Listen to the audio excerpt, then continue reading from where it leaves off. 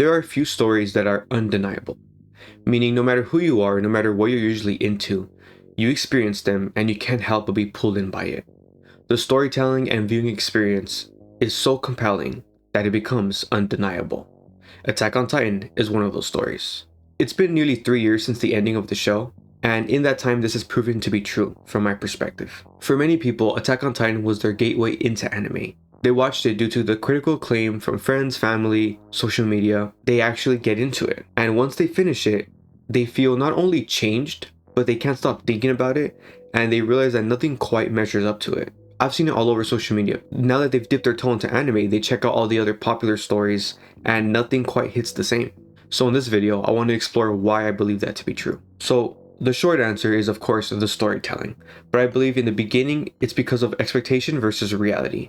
For non-anime watchers, they have an expectation of what anime is, and they believe that anime is a genre rather than an art form, a medium by which you can explore a wide variety of genres, different types of stories, just like film. And I think many people going into Attack on Titan blindly or just knowing a little bit, they think it's going to be a young adult adventure story.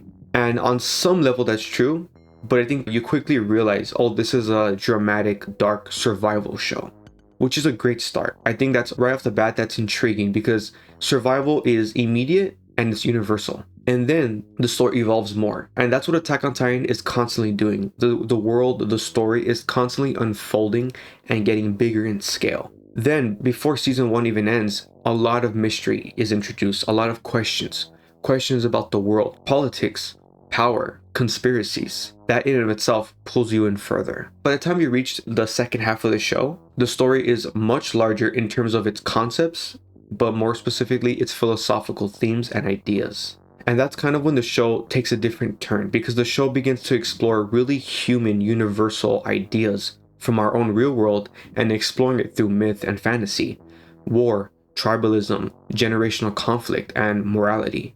And at this point, you're no longer watching a show. You're no longer just watching things unfold. You're reflecting on it. You're reflecting on the ideas. It's challenging your own worldview and you're applying it to the world we live in today. And then it starts to feel different because it doesn't even feel like an episodic TV show anymore. It starts to feel biblical. And I know that might sound extreme and almost like hyperbolic, but it feels biblical because it feels like you're watching history unfold with larger than life mythic undertones. And though the story does get really heavy and really just big, some might even say it gets overwhelming, and I don't think that's necessarily a bad thing because I don't think you ever feel lost in the story. I think the story is constantly introducing new things to you at the same pace as the main characters, so you're learning with them and processing things with them. And it's perfectly balanced because the show never loses momentum. There's no filler arcs, there's no exposition for the sake of exposition, and there's constantly action, tension, mystery that just keeps you engaged and keeps you pulled forward. So even when it does hit those really philosophical big concepts, you're fully invested already. And after experiencing a story like this, you're left not just entertained, but thinking.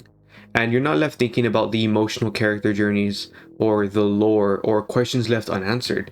You're left really thinking about life, about humanity, the world we live in today. The show paints a very specific portrait of humanity. It presents a very specific perspective. And I think that invites thought, that invites discourse. And that's why people just can't stop thinking about it once it's over. And to me, that's why Attack on Titan is undeniable. Not just because it's a great watch, not just because it's entertaining, not just because it's well written, but because it's so incredibly profound and life-changing that you're left thinking about it years after. And to this day, this is one of my favorite stories of all time. There's a whole lot of more reasons why this anime is special. I just wanted to keep this condensed and more accessible for normies, for your friends or your family, so make sure to share this video. But if you are interested, I have made a video that's a lot more in-depth, and I made it specifically for film fans.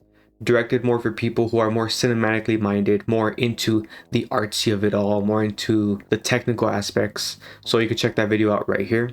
And yeah, let me know your thoughts on my video. Let me know your thoughts on Attack on Titan. I'm going to keep singing the praises of the show for as long as possible. So yeah, make sure to subscribe. Thanks for watching.